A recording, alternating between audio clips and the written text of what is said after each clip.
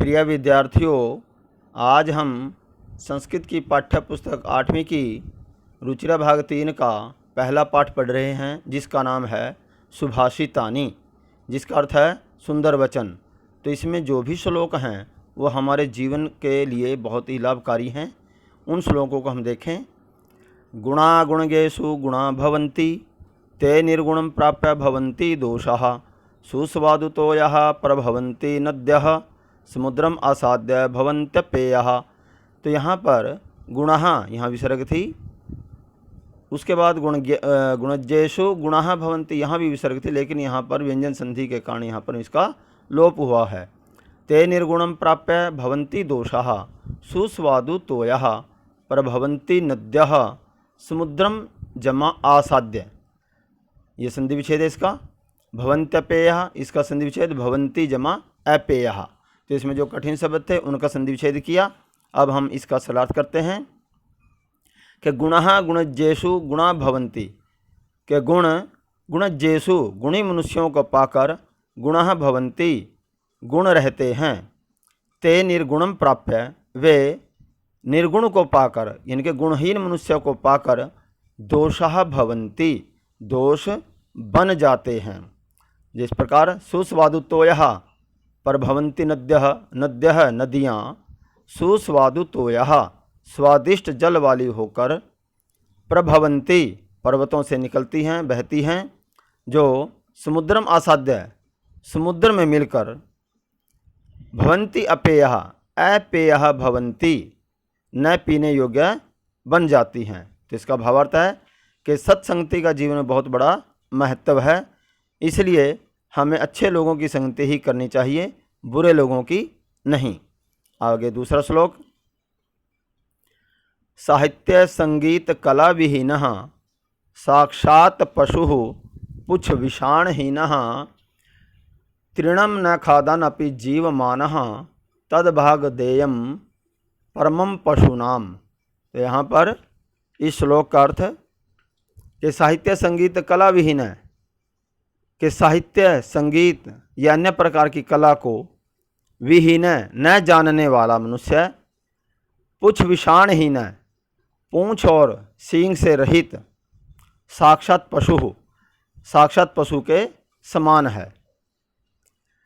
तृणम न खादानपि, तृणम घास न नहीं, खादानपि खाता हुआ भी, जीवमान है जीवित है, कि घास न खाता हुआ भी जीवित है। तद भाग ध्येयम परमम पशुनाम, तद भाग ध्येयम वह पशुओं का परम सौभाग्य है कि जो उनका घास नहीं खाता है। तो इसका भावार्थ है कि जो मनुष्य साहित्य संगीत और कला से रहित है, उस मनुष्य की तुलना जो है वो पशु के समान की गई है। अर्थात साहित्य संगीत और कला का महत्व इस श्लोक में बताया गया है। आगे तीसरा श्लोक। लुब्धस्य नश्यति यशः, पिशुनस्य मैत्री, नष्टक्रियस्य कुलम अर्थपरस्य धर्मः, विद्याफलं व्यसनिनः, कृपणस्य सौख्यम, राज्यम प्रमत्त सचिवस्य नराधिपस्य। यहाँ पर इस श्लोक में बताया गया है कि लुब्धस्य लोभी का, यशः नश्यति यश नष्ट हो जाता है, पिशुनस्य चुगलखोर की, मैत्री मित्रता, नश्यति नष्ट हो जाती है। नष्ट क्रियस्य कुलम अर्थ, कुलम नष्ट क्रियस्य कुलम, के कुल की परंपराओं का निर्वहन करने वाले मनुष्य का कुल नश्यति नष्ट हो जाता है। अर्थपरस्य धर्म है, और धन के लोभी का, अर्थपरस्य धन के लोभी का, धर्म है नश्यति धर्म नष्ट हो जाता है। विद्या फलम व्यसनिन है, और विद्या रूपी फल व्यसनिन है, बुरी आदतों वालों का नश्यति नष्ट हो जाता है, कि बुरी आदतों वालों की विद्या नष्ट हो जाती है। कृपणस्य सौख्यम, कृपणस्य कंजूस की, सौख्यम यानी कि कंजूस का सुख, नश्यति नष्ट हो जाता है, यानी कि जो कंजूस होता है वो किसी प्रकार का सुख प्राप्त नहीं कर सकता। तो राज्यम प्रमत्त सचिवस्य नराधिपस्य नर जमा अधिपस्य, कि जिस राजा का मंत्री प्रमत्त सचिवस्य आलसी हो, तस्य राज्यम नश्यति, कि उसका राज्य ही नष्ट हो जाता है। इसका भावार्थ है कि जो भी कोई आलस्य करता है तो उसका सब कुछ नष्ट हो जाता है, या कोई बुरी आदतों में फंस जाता है तो उसके भी विद्यारूपी फल जो है नष्ट हो जाता है। अतः हमें अपने जीवन में नेक मार्ग पर चलना चाहिए। आगे है श्लोक 4 कि पीत्वा रसम तु कटुकम मधुरम समानम माधुर्यम एव जनयन मधुमक्षिका असौ संतः तथैव सम सज्जन दुर्जनानाम श्रुत्वा वचः मधुर सूक्त रसम सृजन्ति। तो यहाँ पर भी हमें बताया गया है कि पीत्वा रसम तु कटुकम मधुरम समानम, पीत्वा पी करके, रसम रस, तू मैंने तो, कटुकम कड़वा, मधुरम मीठा, समानम समान रूप से, माधुर्यम एव मीठा ही, जनयेन बनाती है, मधुमक्षिका मधुमक्खी, असौ यह, असौ मधुमक्षिका। अब यहाँ से इसका अर्थ देखिए सीधा, असौ मधुमक्षिका कि यह मधुमक्खी, कटुकम मधुरम समानम, कड़वे और मीठे रसम रस को, समानम समान रूप से, पीतवा पी करके, माधुर्यम एव मीठा ही, जनयन बनाती है, उसी प्रकार से, संतः तथैव उसी प्रकार से संत लोग, सम सज्जन दुर्जना नाम सज्जनों और दुर्जनों के समान वचन सुन करके, श्रुत्वा वचः समान रूप से वचन सुन करके, के अच्छे और बुरे वचन सुन करके, मधुर सूक्त रसम सृजन्ति, मधुर सुभाषित रूपी रस का ही निर्माण करते हैं। तो भावार्थ इसका कि संतों का व्यवहार मधुमक्खियों जैसा होता है। वे मधुमक्खियों की भांति ही कड़वे मीठे वचन सुनकर भी सदा मीठे वचन ही बोलते हैं, कभी किसी का बुरा नहीं चाहते। आगे श्लोक 5 विहाय पौरुषम यो हि दैवम अवलंबते प्रासाद सिंहवत तस्य मूर्धनि तिष्ठन्ति वायसः। तो यहाँ पर श्लोक कर देखिए, यो, यहाँ पर जो यो लिखा हुआ है ये वास्तव में य के बाद विसर्ग है। यह है पौरुषम, कि जो मनुष्य पौरुषम विहाय, पौरुषम होता है पुरुषार्थ, जो मनुष्य पुरुषार्थ को विहाय छोड़कर दैवम अवलंबते, भाग्य का ही आश्रय लेता है, प्रासाद सिंहवत तस्य मूर्धनि तिष्ठन्ति वायसः, कि उसकी दशा उसी प्रकार होती है जैसे किसी प्रासाद होता महल, जैसे किसी महल के सामने बनी हुई सिंहवत, सिंह की मूर्ति के मूर्धनि सिर पर, वायसः तिष्ठन्ति कौवे बैठ जाते हैं। इसका भावार्थ है कि जो लोग पुरुषार्थ नहीं करते, परिश्रम से जी चुराते हैं, केवल भाग्य के आश्रय रहते हैं, ऐसे लोग अपनी शक्ति को नहीं पहचान पाते और कम सामर्थ्य वाले लोग उनका लाभ उठाते हैं, जैसे शेर के सिर पर मानो कौवा बैठ गया हो। आगे श्लोक 6 पुष्प पत्र फल छाया मूल वलकल दारुभिः धन्या मही रूहा ये शाम विमुखा यान्ति न अर्थिन है। यहाँ पर इसका संधि विच्छेद है, न अर्थिन है, और जो शब्द बना है संधि पद वो नार्थिन है।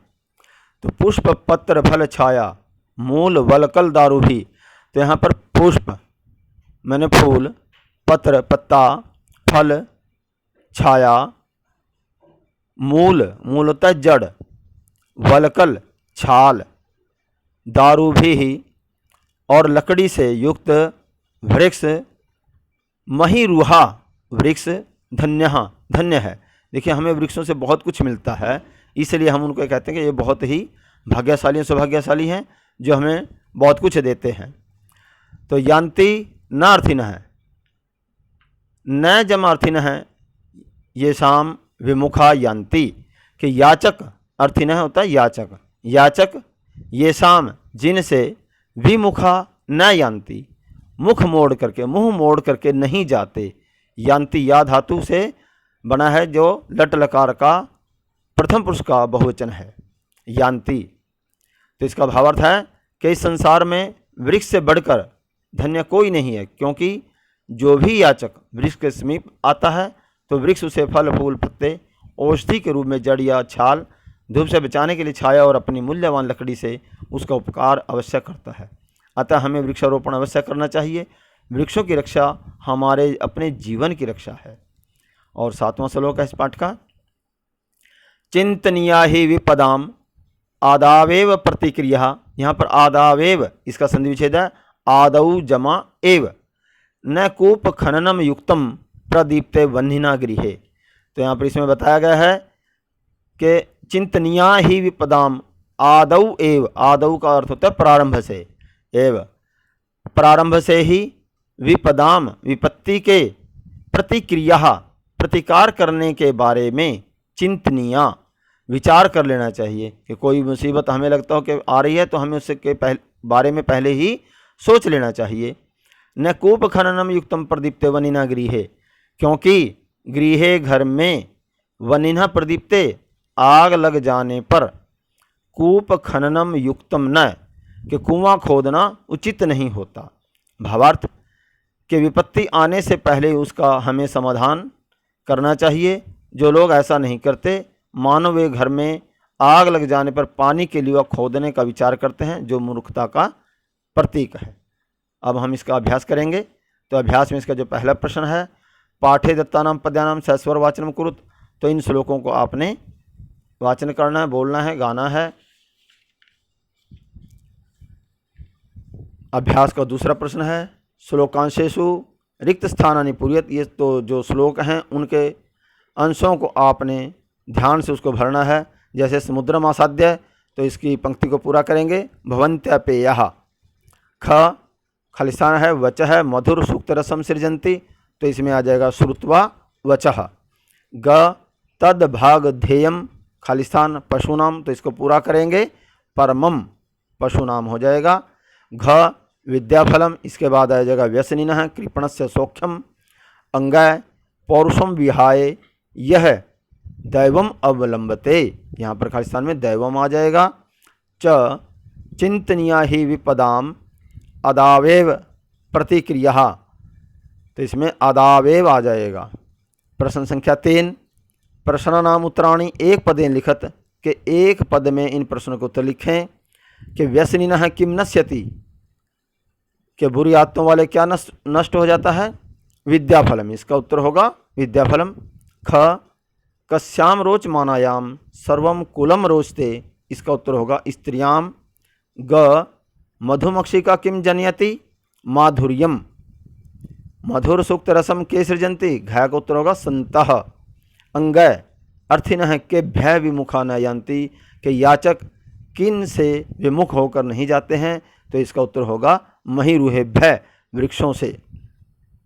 प्रश्न संख्या 4, अधोलिखित तद्भव शब्दानाम कृते पाठात चित्वा संस्कृत पदानि लिखत, के नीचे लिखे, अधोलिखित करते तो नीचे लिखे, तद्भव शब्दानाम, तद्भव जो संस्कृत से हिंदी में आए उनको तद्भव बोलते हैं, और जो संस्कृत में लिखेंगे उनको तत्सम शब्द कहते हैं।